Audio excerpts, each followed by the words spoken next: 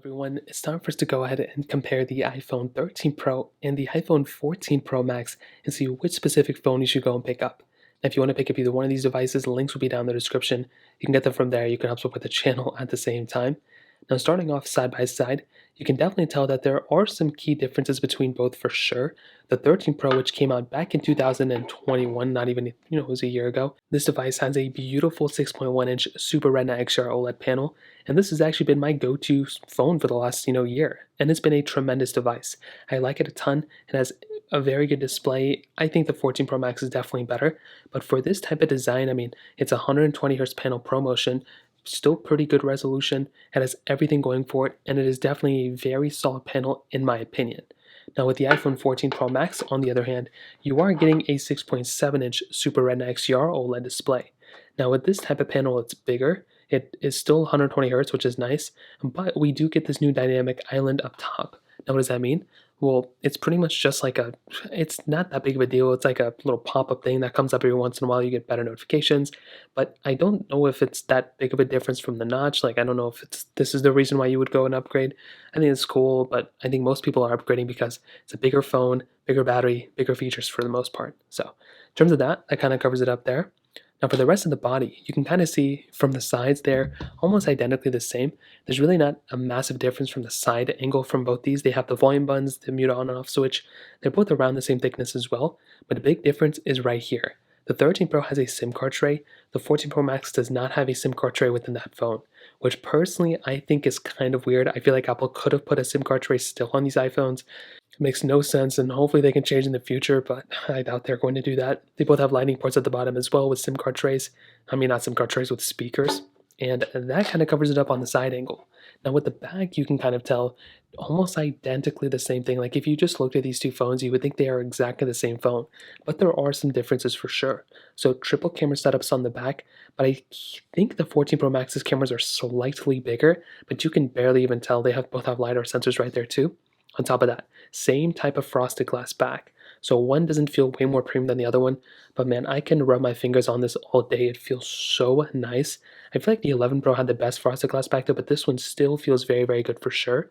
Now both of them have the MagSafe capability on the back, wireless charging, IP certification. The 14 Pro Max though does actually have crash detection, emergency SOS satellite mode as well. So those are two cool things that this phone has. They both support 5G, which is nice if you're into that kind of stuff. And that kind of covers it up there. So in terms of the outside, not like crazy massive differences, but the big difference is definitely the size. You are getting a way bigger size phone on the 14 Pro Max than on the iPhone 13 Pro. Now, in terms of software and longevity, this is where things are going to be getting a little bit more complicated. So with the iPhone 13 Pro, this one has the Apple A15 bionic chip inside of it, right? So that one came out back, last year, was a flagship of that time. The 14 Pro Max does have the Apple A16 bionic chip, so that's a really cool thing. The fact that this one has the latest and greatest chipset, so it's a year newer than the 13 Pro. But the issue that we have, and this is kind of the weird thing, the iPhone 14, that's kind of in the middle of these two, has the same chipset as this one. So I'm not too sure if the 14 is going to last as long as this or as long as this, or if 13 Pro and 14 Pro Max and the 14 series are going to last the same exact amount of time. We've seen that before, the iPhone 5S, the iPhone 6, the iPhone 6S, the iPhone 7, that it could end up happening. I'm not 100% too sure they could group these two phones together. So if that ends up happening, then these two phones are going to be ending off the exact same amount of time. But if not, then, I guess we're going to kind of have to see. But they both are running iOS. They're both probably going to be getting the same amount of features in the future as well. So we'll just have to wait and see what happens. Now let's go and do a speed comparison between both these phones. The iPhone 14 Pro Max has that Apple A16 bionic chip inside of it with 6 gigabytes of RAM, where the iPhone 13 Pro has an Apple A15 bionic chip inside of it with 6 gigabytes of RAM as well. So let's go and see which one's the fastest one between both. Okay, there we go. All the apps are clear in the background. Let us get into it. Let's do their app stores. 3, 2, 1. And the 13 Pro, of course, is the faster one. That's usually how these things go. Scrolling through, I don't see a big difference at all. But if I go and match them up, I guess they're on two different panels. I don't even know how this works. They're both kind of the same thing. Yeah, 120 Hz, so they both of them feel very, very nice. We can load up the camera, 3, 2, 1. And you can see my thumbnail from earlier. Let's go and open up, let's take a photo. It did, actually both of them were actually almost identical, but you'll be able to see over the camera which one is the faster one. As always, we have some of these third-party applications we can go and open up. So let's get into it. Let me go and try Temple Run 2, 3, 2, 1. And I don't know what it is, but the 13 Pro seems like it's faster than the iPhone 14 Pro Max. I guess not. No, these things are identically the same almost, which is actually pretty insane. For all the rumors and everything about the A16 Bionic being so much more expensive to produce, we're not really seeing that crazy big of differences. And from all the tests I've done separately between all these phones, I'm also kind of seeing the same exact thing as well. Let's do Netflix 3, 2, 1. 14 Pro Max again is a faster one, which is good. Snake first blocks 3, 2, 1. And we want the newer phones, the more expensive phones to be faster. If we're spending, so I don't even know why this one was open up faster here. We want these newer ones to be faster because we're spending more money on them. We want them to be faster at the end of the day. Let's try stack 3, 2, 1.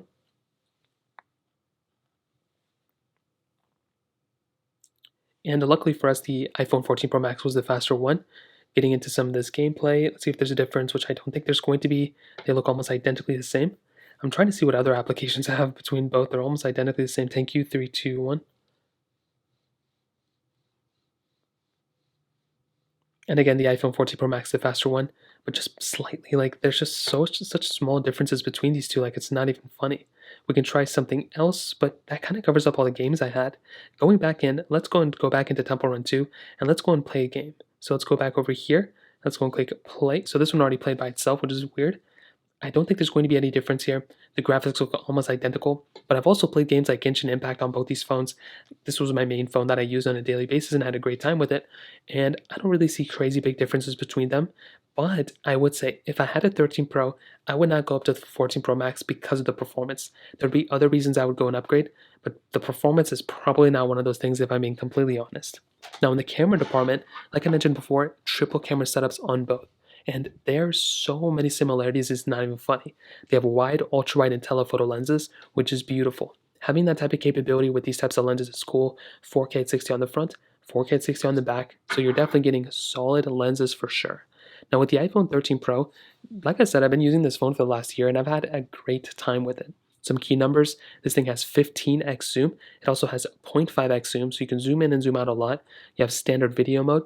You have cinematic mode. This was the first iPhone to bring cinematic mode. The 13s were the first ones to bring it. You have slow mode here, time lapse, all the way at the end. You have standard photo, portrait, and panorama mode as well. And this thing can take really good photos, can take really good videos, and I've had a tremendous time with this camera. Also in social media applications, same thing with the 14 Pro Max, very good quality of photo, video, all that good stuff. So you're definitely getting a very solid camera on something like the iPhone 13 Pro. Now with the iPhone 14 Pro Max, this is also, it's probably a better camera overall. I don't really see big differences between these two phones though. But I will say, for having this type of quality of lens, I think it's a really nice feature to have.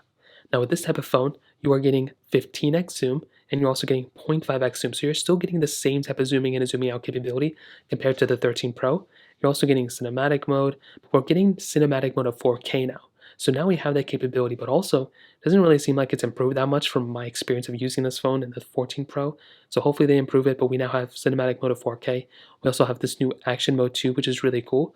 So it's basically like a more stabilized type of video. So that's another really cool thing with this type of phone. And you have photo mode, portrait mode, and all that other good stuff. So this is definitely a very solid phone that I love.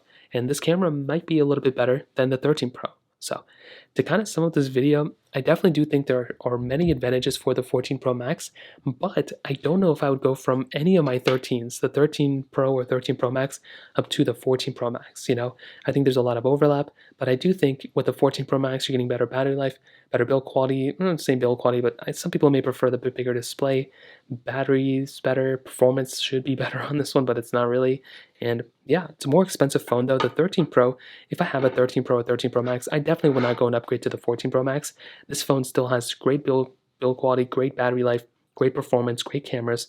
This phone still has it all, and it's a much cheaper phone than the 14 Pro Max now too. So that's kind of how these two compare. If you have any other thoughts or questions, let me know in the comment section below. Hit the like button, that would mean so much, but definitely hit that subscribe button. More importantly than everything else, I love every single one of you guys. Hopefully I'll catch you guys in the next video. Peace out.